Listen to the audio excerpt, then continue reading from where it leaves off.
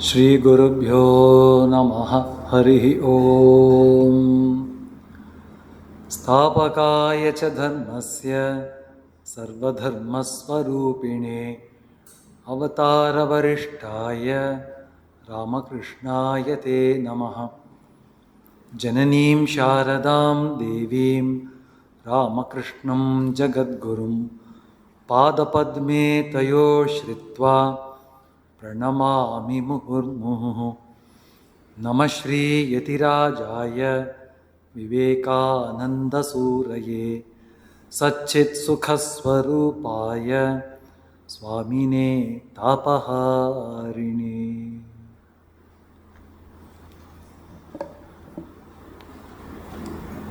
In this second meeting on the topic of practical Advaita, practical Vedanta, quite often our Swami Gautamani Maharaj used to say this, that in every meeting, in every such lecture, so to say, there is a mutual benefit. One is, it gives an opportunity for the speaker to re-evaluate his convictions in what he says. And of course, the listeners do have a fully cooked meal. So likewise, for this mutual benefit, these lectures, they are very welcome more frequently. So in this topic of practical Advaita, practical Vedanta, briefly to recapitulate what we did last time, the traditional inquiry into the secret of life and the secret of our existence, the traditional inquiry puts adhyaropa, the superimposition, as the first step. What does superimposition say? That we give sufficient value and weightage to our ignorance. We accept our ignorance to begin with. That is superimposition.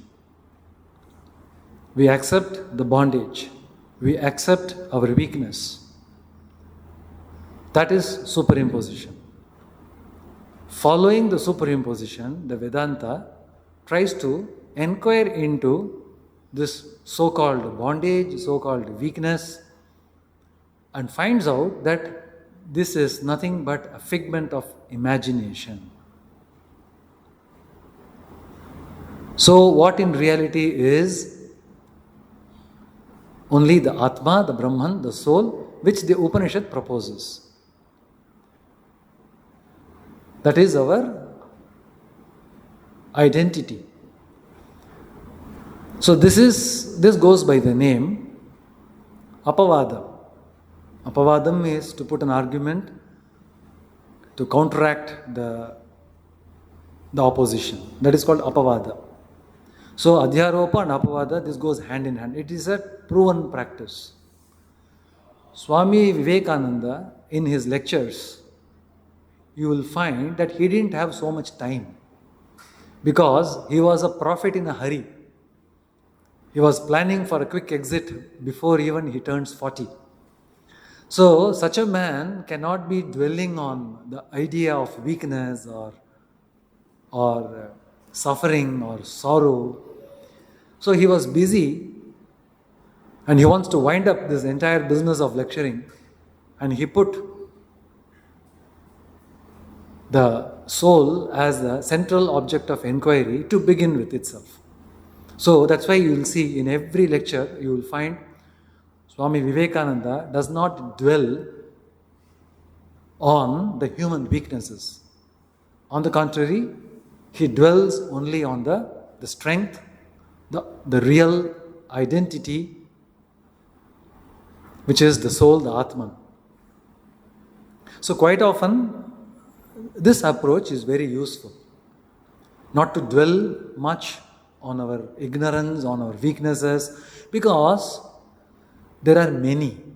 And each of these weaknesses and ignorance, they all go with our own compromises and justifications. So these justifications and compromises are going to only make us more weaker. So Swami Vivekananda was very quick to notice this. He says that, okay, let whatever be is, let it be. Now let's take up a new chapter and see whether we can advance further. So he always used to put the knowledge of the Atma, the Brahman, a larger focus.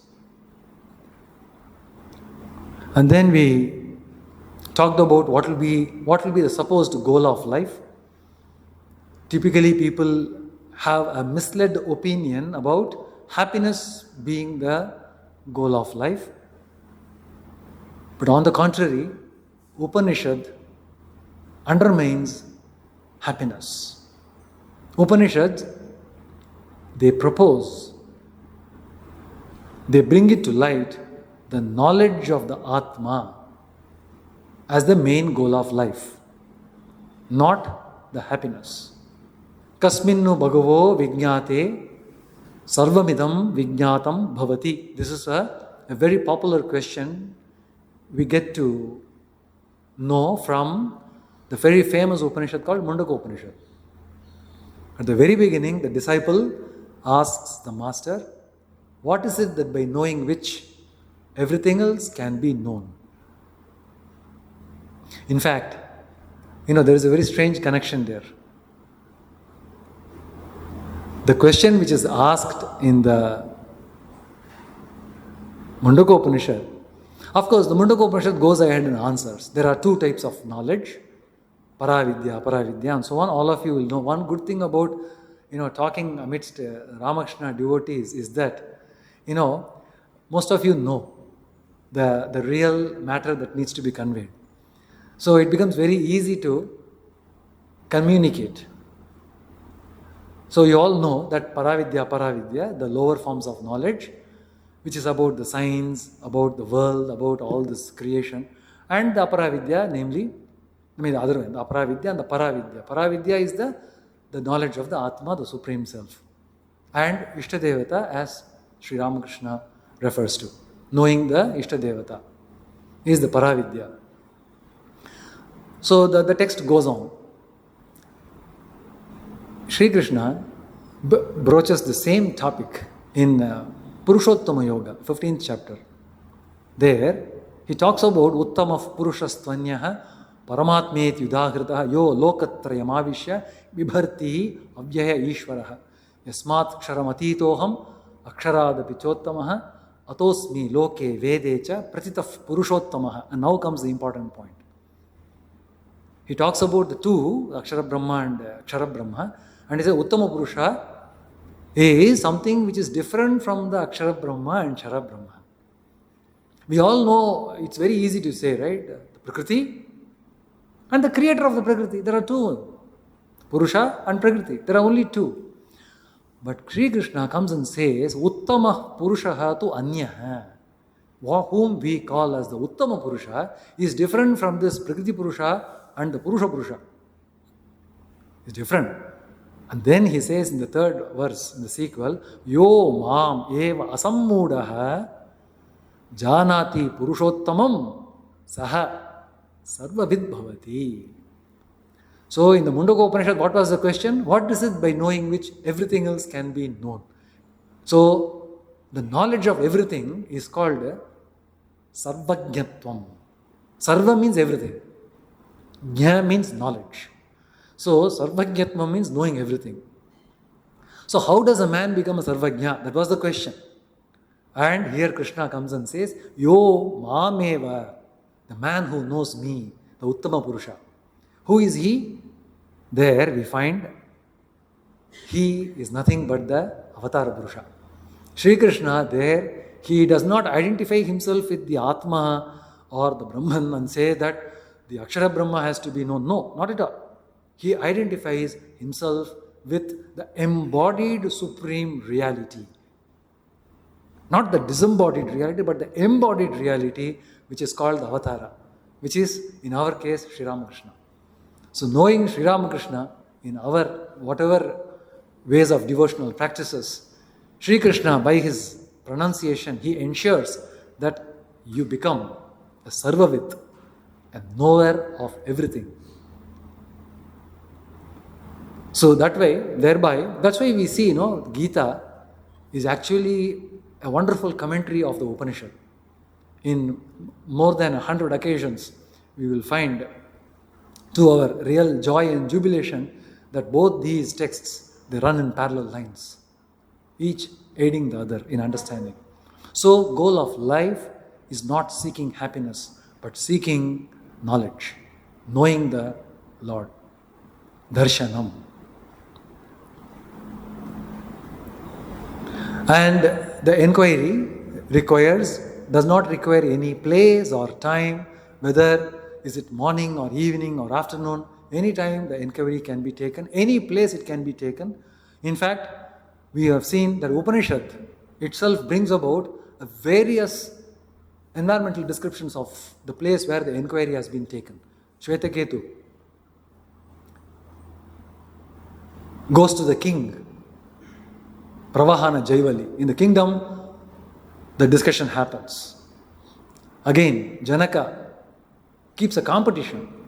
He throws a competition among the erudite scholars to discuss and know and bring about what is the nature of the eternal truth. Yajnavalkya wins the competition. So even as a competition, inquiries have been promoted. And what about the death of the door of the death, where Nachiketa entertains this inquiry with the very Yama, the Lord of Death. And of course you have this, that it also happens in the forest. Repeatedly it happens in the forest. That's why we have Aranyaka, a special chapter, a special section in the Vedas, where all the discussions are happening in forests, in the mountain peaks, in the cities. So there is not a very specific place allotted for doing the inquiry. So the practical Vedanta aspect is that we don't wait for the time. We don't wait for a place. Wherever we are, the inquiry can be taken. It is so practical in that respect. We saw this in the previous class. And Sarvavid, we also touched upon this notion of what is the meaning of Sarvajñatvam, knowing everything. So, I was referring to one particular example, that where a person comes and asks, Acha, you know everything, right? Yeah, you know everything. So, can you work out this mathematical problem? So, there lies a understanding of what is the meaning of the term Sarvavid. Knowing everything. Will he be able to solve a problem in physics, a problem in chemistry, or problem in the model political science? Does he have a solution for all the caste-ridden, communal-ridden society? I mean, do we have a very good governance by becoming a Sarvavit? I mean, such questions are very childish when it comes to trying to understand the nature of this knowledge of Sarvavit. Because the same Mundaka Upanishad says, Brahmavidya, Sarvavidya Pratishtha. So the Brahmavidya becomes the bedrock of all the other knowledges. So how does it form the bedrock? Just by saying so? No. You take any object in the Prakriti and you make an inquiry as of what this object is. Naturally, we will describe the whole in terms of the parts. If you take a car has four wheels, the body, the engine, the steering. So describing the car would mean describing each one of these parts. So the whole is comprehended by knowing the parts. So if we say that I know the car, means he knows the parts of the car. So likewise, if a person extends the inquiry of each one of these parts, that will lead to subparts and subparts and subparts, and then finally where it will lead to? It will lead to what is called as the underlying truth, the only truth, which is common across all the objects of creation. Because somewhere it has to stop. You may ask this question, why should it at all stop? Let us just take for instance, assume that such an inquiry will never stop. If that be the case, then Upanishads are all wrong. Then there is no worth in pursuing for the knowledge of the soul or the Atma. There is no meaning in it. That clearly, but it is not the case. Upanishad clearly says that Atman is the underlying knowledge, the ultimate destination in all forms of inquiry. So we go from the Upanishads. There are certain things we can accept by the knowledge acquired by the senses. But the knowledge of the Atman is not available for the senses. So on what basis do we accept it? On what basis? That's where the conviction called Shraddha comes. Astika dharma, Nastika dharma, there are two dharmas. The Astika dharma are that very peculiar construction of the human mind to which the moment you say, my friend, there is this book called Upanishads and it proposes Atman as the ultimate reality. The mind surprisingly accepts it.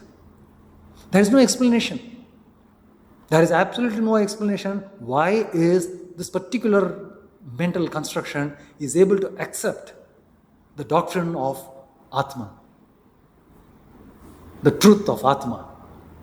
Why does it accept? Why does it not rebel against and say, hey, no, it's a mere writing on the paper. How can it be true just because it is written?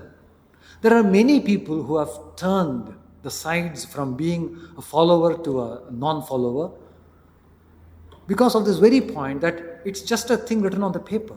How is it that I will accept it? Can you prove it? As if it's my bounden duty to make him understand. It's for everyone to understand for himself. There is a podium talk cannot be given for an acceptance speech on the reality of the Atma. It cannot be done. It is the prerogative of every jiva to carry out this inquiry and to attain the knowledge of the Atma. Just as the way a person has to eat his own meal to satiate his hunger, drink his own water to quench his thirst. Likewise, every individual will have to carry out this inquiry. But where do we begin? We begin with what is called as Shraddha. The Shraddha, also called as Astika Dharma, it says the peculiar construction of the human mind. It is still now not explainable. How is it that a particular person accepts the notion of Atma, but another person endlessly raises questions against it? It's not clear. That's why Swami Ranganathan Maharaj used to say this, that gifted is that soul who has got this flame of renunciation in his heart. Because we really do not know how the flame is lit. But because it is lit, we have to put all the effort to protect the flame not to get put off. That's the only thing that we can do. Because once it is put off, there is no human construction that can actually again light that candle of renunciation from inside. So Ranganathan Maharaj used to say this was a very inspiring note.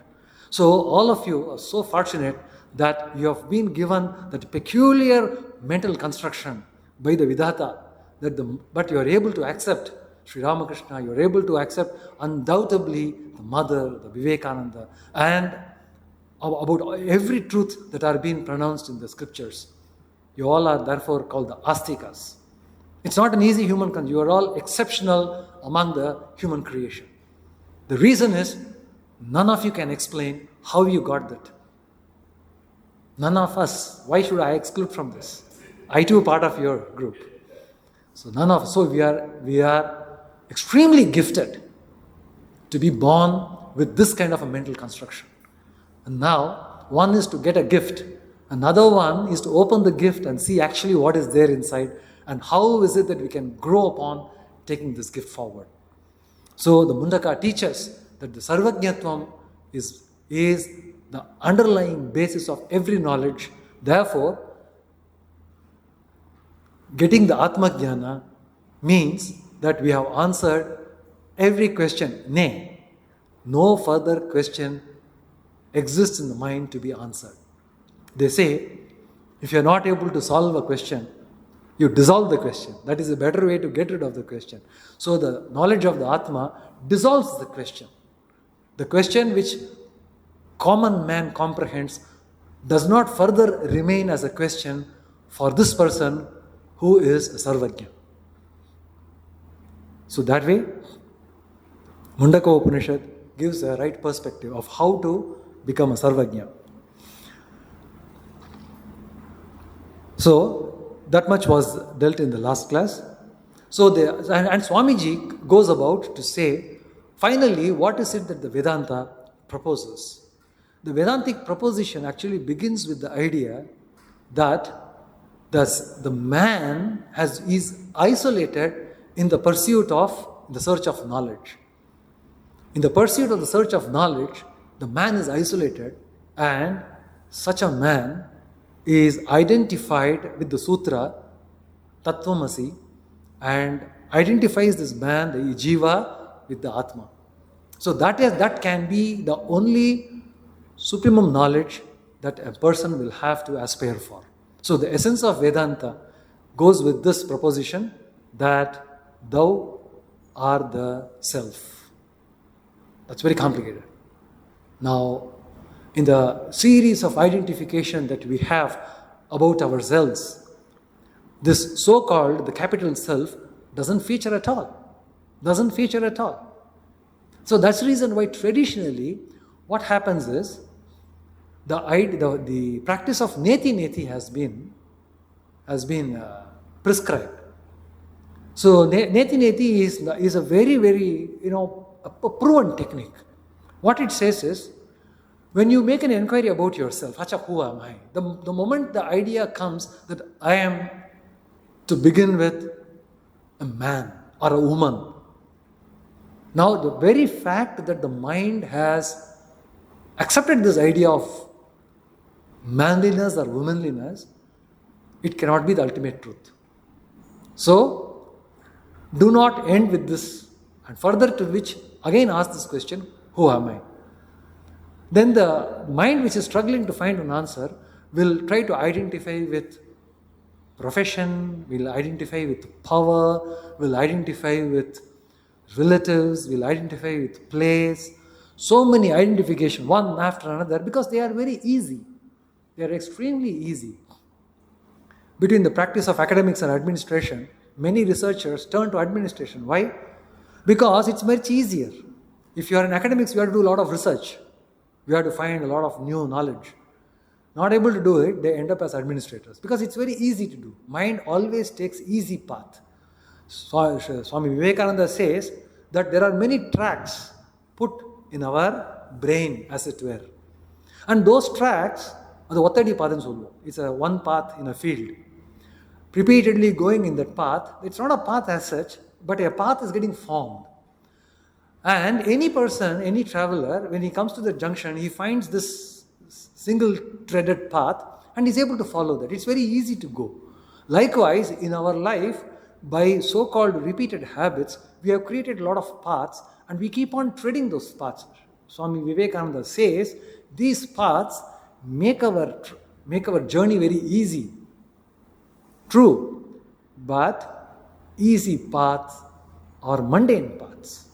They are mundane. They belong to the world, of the worldly kind, of a lesser value, of the Prakriti. So you keep on going this path only because it is easy.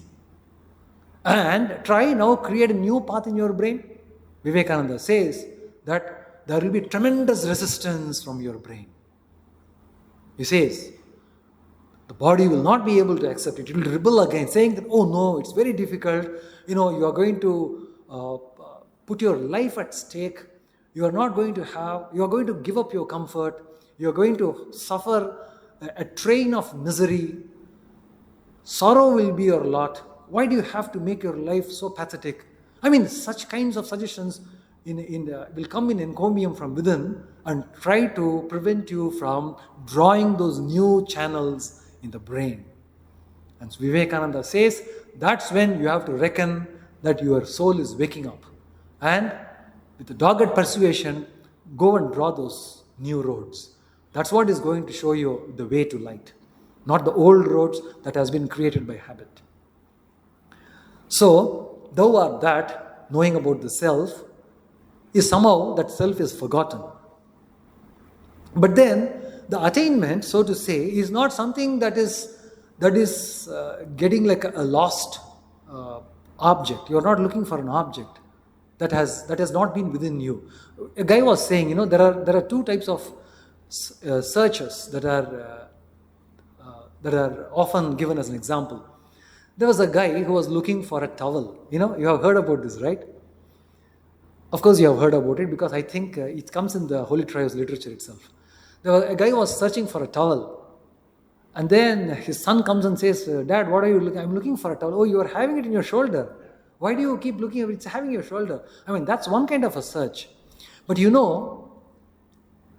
may think that it is a bit stupid, right? Because he's having it in his shoulder, but then he's so much occupied with this external world that he didn't see the thing that is on his shoulder.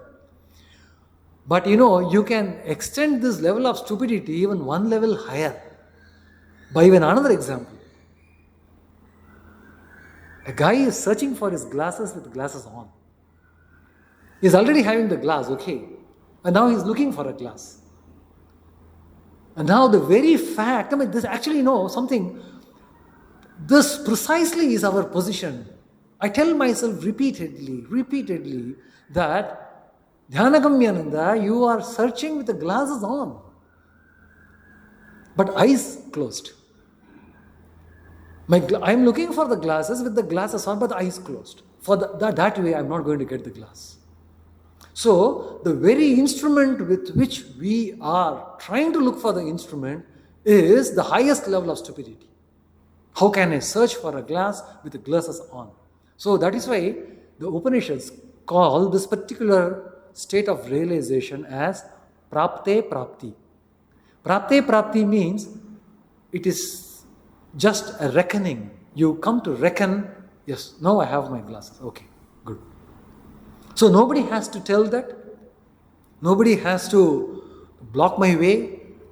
There is no one who can mislead me. It's just that me reckoning this moment that my search wouldn't have been possible at all to begin with if I had not had my glasses.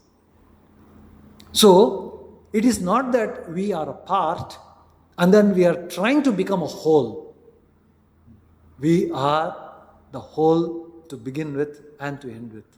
And it requires a mere reckoning. So the prati is an idea which Swami Vivekananda repeatedly stresses. And quite often, because of our natural habit of trying to do something to acquire, you have to read something to know. Okay, you have to exercise to make your body strong.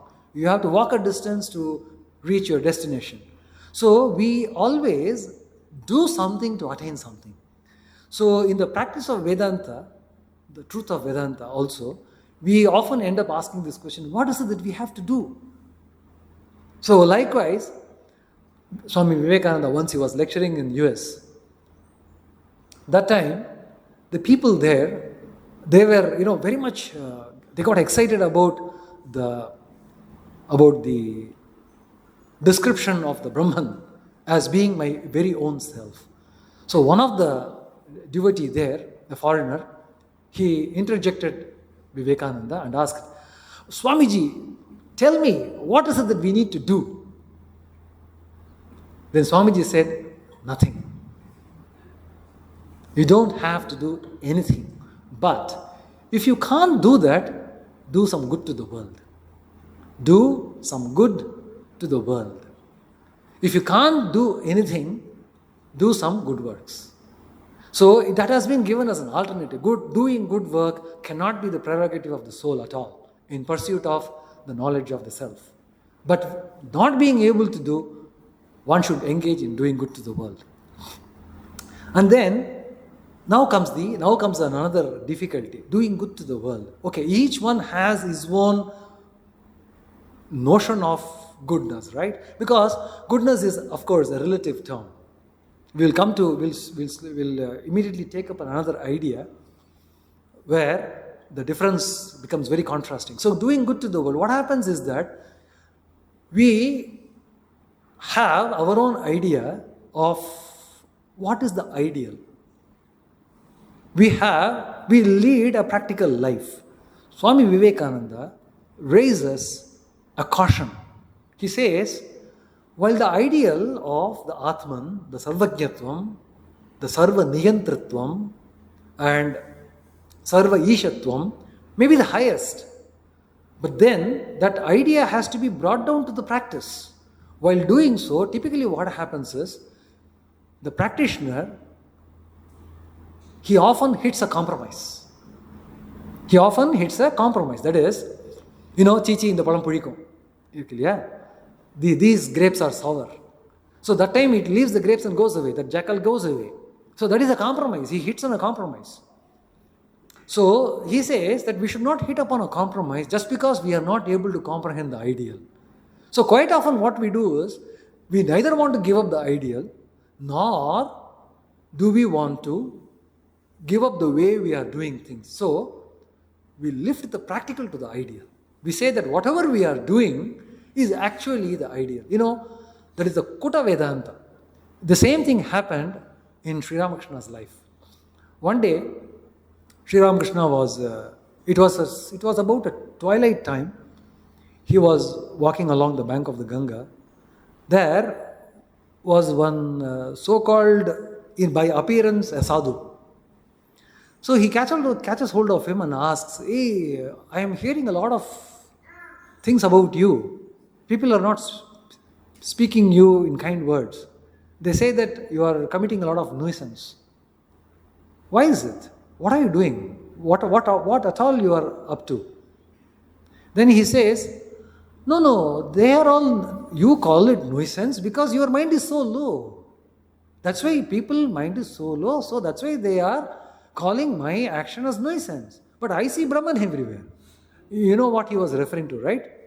So that man was actually engaging in very nefarious activities. He was not ethically and morally sound. But then he justifies it saying that everything is Brahman. If everything is Brahman, how can I be morally questioned? Even my fallout from the moral behavior is also within the purview of the Brahman. I mean, this is what is idealizing the practical. We cannot idealize the practical. Swami Sri Ramakrishna instantly says, he says, I pass urine in your Vedanta. That's the most crass language he uses in a very most appropriate time. I wish he had used even stronger language.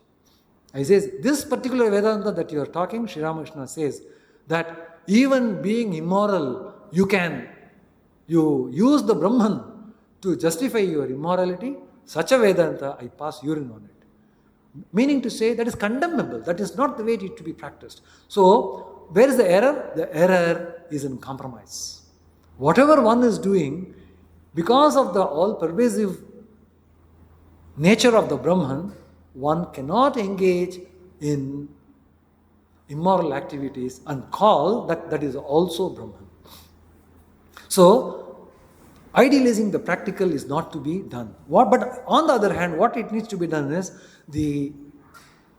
whatever the ideal that needs a practical demonstration, a practical method. We need a practical method too. So what is that practical method? Elevating that life to the ideal is the practical method. So, Swami Vivekananda gives certain hints. The first hint that he gives, he says, the one must have unshakable faith on oneself. Here comes the dichotomy. The dichotomy here is,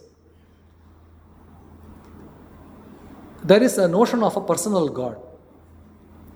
In the personal God, where there is an Ishta Devi or a Devata, is the supreme objectified. So we have a very specific way to worship the divine, the God, the Bhagavan. So we have a temple, we have the murti, we have the worship methods, we have the ingredients of worship, and a very well proven practice. That's on one hand, often called the dualistic approach. And then there is this another idea that comes and says you should have faith in oneself. So one idea says you must have faith on God. Faith on God, I mean, it is not just a simple faith, but that which is bordering in surrender. It's really a very high form of faith. I'm not belittling that idea at all. I'm really adoring that idea. The idea of God and subsequently the idea of surrender to God. It's a very, very ennobling idea. It's not something that's easily practicable, by the way. But it is comprehensible by the human mind. But to put into practice is something that requires abhyasa. Anyway, but then here Swami Vivekananda comes and says that you need to have faith in yourself. Are they complementary ideas or are they contradicting ideas? In fact, if you say that these two ideas are seemingly contradicting, I will completely agree with you. I will totally agree with you that these two are seemingly contradictory. Faith in oneself and then faith in the God, so to say, bordering in surrender, where the human being is reduced to practically nothing. The ego is sublimated and the Lord is sublated. So this goes against the notion of faith in oneself, apparently. For very many years, there was a continuous conflict in my mind, my own mind. During my formative years, I told myself that these two cannot be reconciled at all. I have to give up one to accept the other. So what did I do? I gave up the faith in myself and then I took up the faith in God. I said, okay, let me do that. At least I can do something there. This one seems to be an impossible task. But then after many kilograms of rice and dal and sambar eaten, naturally you put on weight bodily, and then we are living in the monastic portal, so you get to hear good words, good advice, and then good thoughts, and we need to lead a good life. So the food of both body and mind started giving this understanding that faith in oneself is the basis for having the faith in God. What is the pramana? Let us look at Sri Ramakrishna's life. Sri Ramakrishna was able to keep, or rather, he used to pray, "O Mother, this is my vice and these are my virtues. Take them both and give me undivided love for your lotus feet. O Mother, these are my strengths and these are my weaknesses. Take them both and give me undivided love for your lotus feet. O Lord, O Mother, these are the fames, these are the insults. Please take them both and give me undivided love for your lotus feet." And finally, he couldn't collect himself to say, "O Mother, this is the truth and this is the false, my truth and my false. Take them both and give me undivided." He couldn't say that. Satyam and asatyam, these are also pairs of opposites. Papam, punyam also pairs of opposites. Mana, apamana are pairs of. He says, take all the pairs of opposites except this truth and untruth. Except this truth and untruth. You see, just put your mind on this one particular idea. He was unable to give up truth. Why? Why was he not able to give up truth? Because if he gives up truth, then all what he has given till now, that will be falsified. That itself will be falsified. All his sadhana will be falsified. All his attainment of mother also will be falsified. Because he has given up truth. You get this point? So, you cannot undo your own works. So, he couldn't collect himself to say, I give up my truth. Because on the basis of truth only, his entire striving for the God realization was there. So, if he gives up that, then the entire striving becomes trivialized, which is not the case. Because that is the one which he wants every one of us to pursue. If he trivializes that particular striving for God realization, then how can he have the face to tell us? How can he will lose the face to tell us that we need to strive for God realization? Because he himself has given it up. Now let us come to this point of faith in oneself and faith in God. If I don't have faith in my own self, then what is this that my faith in God? What is this mine? I don't have faith in my own self. So if I don't have faith in my own self, then my self doesn't even have any identity by which I can say that I am a devotee of God. Who is this I now? So that I itself needs to be identified, and that I comes only out of the faith in oneself. Sri Ramakrishna used to say that worship any God in any method, but in the corner of your wearing cloth, have this idea that you and the Supreme Soul are one. And he says, the faith in the oneself, what kind of a faith? Not based on power, not based on position, not based on prosperity, but based on the knowledge of the self. But you may say, I don't have the knowledge of the self. Very good. But the Upanishad says that, and we already have accepted it. Thank God. It is really a thank God moment that we have already accepted that. Therefore, put our full faith in that idea that I and myself are one and the same. In fact, all those who have practiced this dualistic worship, all of them, even in our own temples, we do so many worships, right? We do Durga Puja, we do Kali Puja, Jagadhatri Puja. Those things are not done here. Of course, Kali Puja is done here. We do Shivratri and then Janmashtami, and then so many gods and goddesses are being worshipped. But what is the first few procedures in this puja? If you have known and done a bit, you will know that the first few procedures in this puja is to elevate oneself to the level of God. They say that if you want to worship God, you yourself have to become God. Devo bhutva devam yajet. That is the underlying principle in all the worships. So I will have to elevate myself from the beastly bodily existence to the divine godly existence. I must elevate myself, only then I become fit for the worship of the God, even in the dualistic sense. Even in the dualistic sense. So many people ask this question, Acha, what is the qualification for doing such worship? Actually, there is no qualification. There is only one thing that is needed. What is it?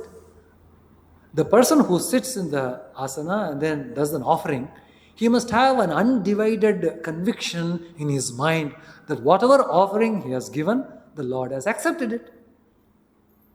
Only that much is necessary for being qualified for doing a puja. People say that no, you have to be a Brahmin, you have to be initiated, you should have memorized the mantras, you should have gone through a rigorous training. Well, plus or minus or whatever, be it there, be not there, the essential ingredient qualification for doing a puja, is worship, is that the undivided conviction, unrobbed, the heart should not be robbed of this conviction that if I offer a flower, if I offer a dhupa, if I offer a deepa, the Lord accepts it. I mean, the mind should not entertain even a single thought, whether did he accept or not. I mean, this thought shouldn't come at all. The fact that you have put the flower at the altar, the flower has reached the holy feet of your divine God. So this conviction is necessary. Only that much is necessary for us to engage ourselves in worship. So he says, faith in oneself.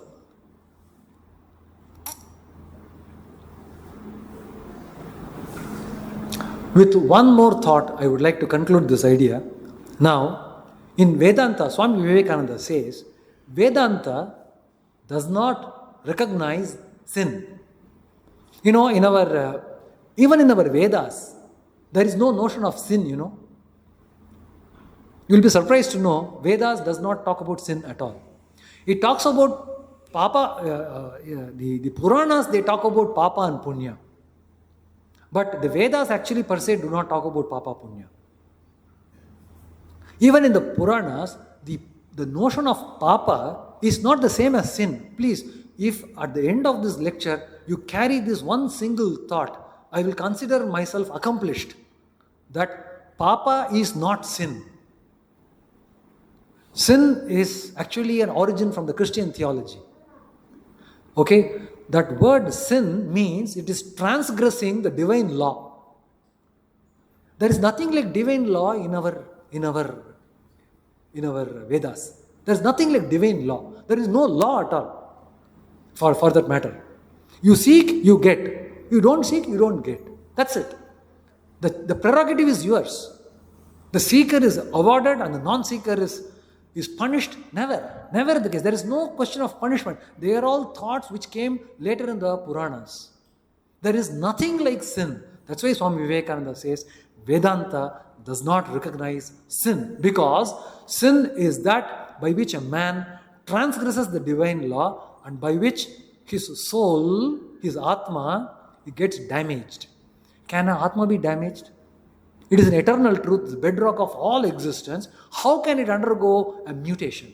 Because it is always singular, it is always simple, it's always all-powerful. All-powerful. How can an all-powerful thing undergo a damage? Never. So that's why Swami Vivekananda makes a bold utterance. Vedanta does not recognize sin.